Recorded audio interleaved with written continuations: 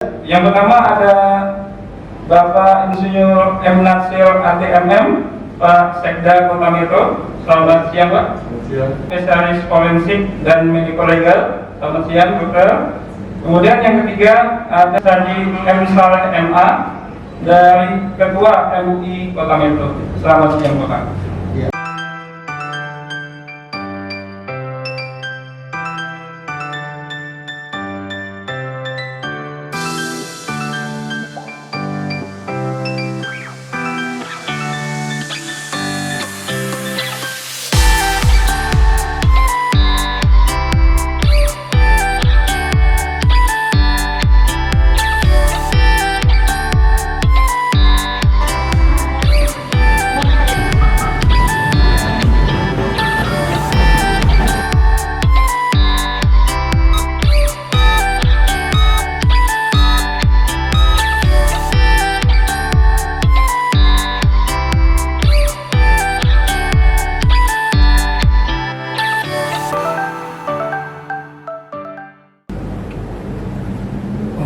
Assalamualaikum warahmatullahi wabarakatuh.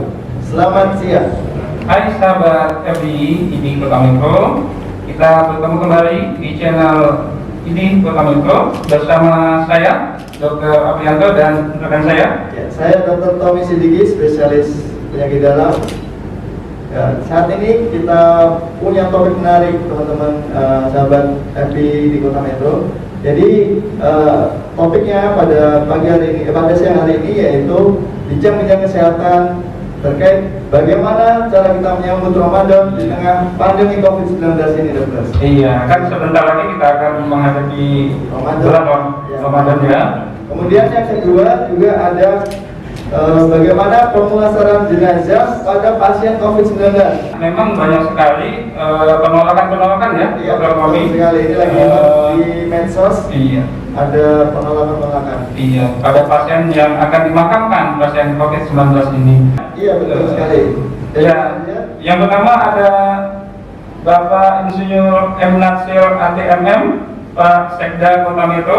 Selamat siang, Pak. Selamat siang. Kemudian yang kedua ada Dr. Alberta Kalorina, spesialis forensik dan mediko legal. Selamat siang, Dokter. Kemudian yang ketiga ada Bapak Dr. Andes Saji M. Saleh MA dari Ketua MUI Kota Metro. Selamat siang, Bapak. Ya. Kemudian nanti ada juga himbauan dari beberapa tokoh agama. Di sini sudah ada yang pertama dari Kemenang Kota Metro. Selamat siang, Pak Jarno. Selamat siang. Iya. Kemudian dari pemuka agama Protestan, Pendeta Leo. Selamat siang. Ya. Kemudian dari Katolik. Selamat siang, Romo. Ya. Kemudian dari Hindu. Selamat siang, Romo. Selamat siang. Dari Buddha, maaf. Selamat siang dari Hindu. Selamat siang, Pak Tut. Iya. MUI Kota Metro juga sudah hadir. Panas, selamat siang, Panas. Ya. Iya, nantinya beliau akan melakukan himbauan ya Iya, pada betul sekali. umatnya bagaimana mungkin tata cara ibadah selama dalam masa pandemi COVID-19. Iya, betul sekali. Mungkin untuk mempersingkat waktu, Dr. Apri, mulai dari diskusi yang pertama. Mungkin ada ini dari ketua satgas kita dulu, beliau langsung membentuk satgas, Ya. di mana banyak sekali kegiatan-kegiatannya. Nah, inilah nanti akan disampaikan sekelumit kegiatan dari satgas Kota Metro, Dr. Ronald, Spesialis penyakit dalam. Silakan, Dr. Ronald. Baik, terima kasih buat kesempatannya. Saya akan menyampaikan apa yang sudah ID Kota Metro lakukan dalam rangka menghadapi pandemi COVID-19.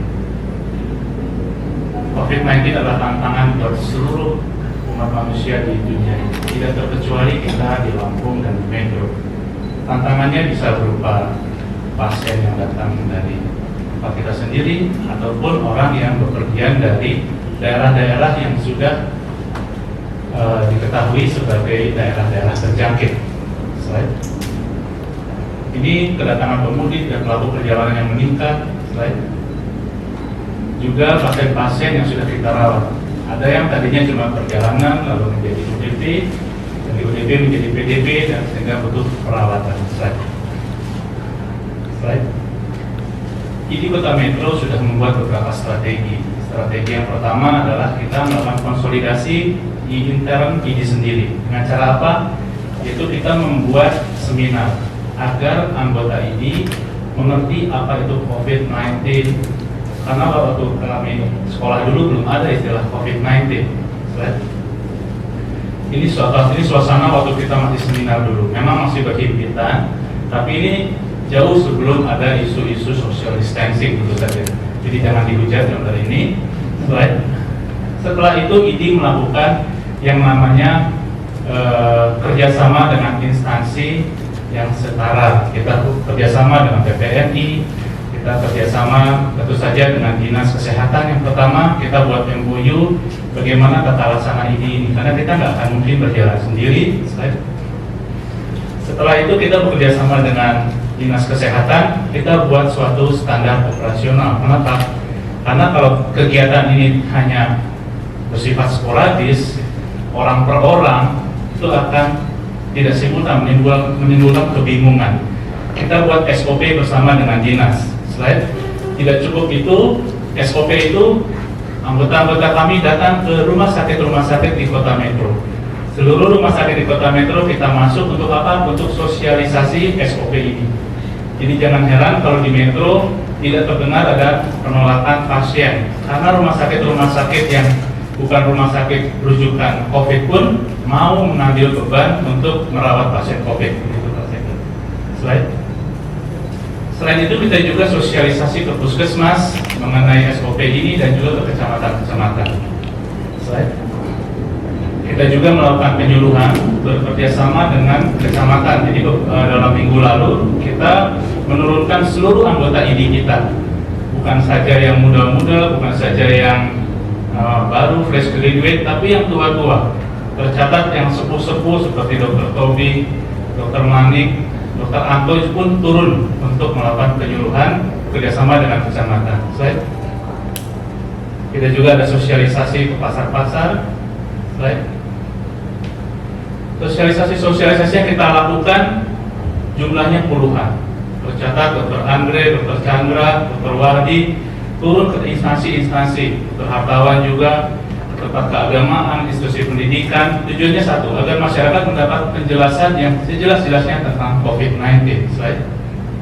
Tapi selanjutnya kita berpikir ini tidak efektif. Kenapa? Dengan social distancing kita nggak mungkin mengumpulkan banyak orang. Kita beralih strategi dengan pembagian leaflet. Kita sebar leaflet pertama-tama ke intern ID dulu. Ini leaflet-leaflet yang sudah kita buat. Setelah kita sebar leaflet, lalu kita buat suatu metode penyuluhan yang bersifat massal, yaitu dengan live FB seperti yang kita lakukan saat ini. Dengan adanya live FB kita harapkan bisa menjangkau yang lebih luas lagi dan dapat ditonton secara berulang-ulang. Kita sudah melakukan live FB sebanyak 5 kali termasuk hari ini dengan pembawa-pembawa acara yang berkompeten. Pada saat live FB kedua kita malah mengundang Bapak Wali Kota, dan sekarang kita dapat kehormatan dihadiri oleh Bapak Sekda dan pemuka-pemuka agama. Setelah kita melakukan penyuluhan baik ke intern dokter, ke instansi, ke masyarakatan, tapi kita berhadapan dengan masalah yang jelas. Apa itu? APD. Karena kita berhadapan dengan musuh yang tidak terlihat. Karena itu ID berinisiatif di bawah pimpinan Dr. Agung untuk mengumpulkan donasi dari kami sendiri. Kita sudah mengumpulkan dana sejumlah 157 juta. Jadi senior-senior sejawat saling bahu-membahu. Kita tidak mau ada kejadian yang tidak diharapkan di Kota Metro, apalagi itu menimpa tenaga kesehatan. Tapi uang kita berikan, tentu saja dengan situasi saat ini harga yang menggila, jumlah itu tidak akan pernah cukup. Selain daripada anggota, kita juga mendapat bantuan juga dari seperti dari Universitas Muhammadiyah, dari IID, dari banyak organisasi-organisasi lain. Bantuan-bantuan itu sudah kita berikan dalam bentuk hazmat, alat pelindung diri. Kita sudah bagikan 110 hazmat ke puskesmas dan ke dinas. Dan rencana kita akan bagikan lagi 200 hazmat ke rumah sakit. Slide. Kita juga sudah berikan hazmat standar untuk ruang isolasi ke Rumah Sakit Ahmad Yani. Slide. Juga kita bagikan alat pelindung diri berupa masker dan face shield ke tenaga-tenaga kesehatan di Kota Metro. Kita sudah bagikan 100 box masker medis yang akan kita tambah lagi. Slide. Ini tidak bisa berdiri sendiri. Kita sudah melakukan yang kita bisa, namun tantangan belum selesai. Bahkan saya bisa bilang ini kita baru mulai. Kita belum mencapai peak dari pandemi. Karena itu, ID menyadari keterbatasan dan kita membuka bagi siapa saja, apakah itu dari instansi, organisasi keagamaan maupun perorangan yang tergerak untuk membantu secara terkhusus ke tenaga kesehatan, apakah itu melalui APD. Karena saya lihat banyak sekali orang yang sudah tergerak ingin membantu, namun mereka bingung menyalurkan. Kadang-kadang membeli makanan, membeli telur, membeli susu, itu sangat-sangat membantu.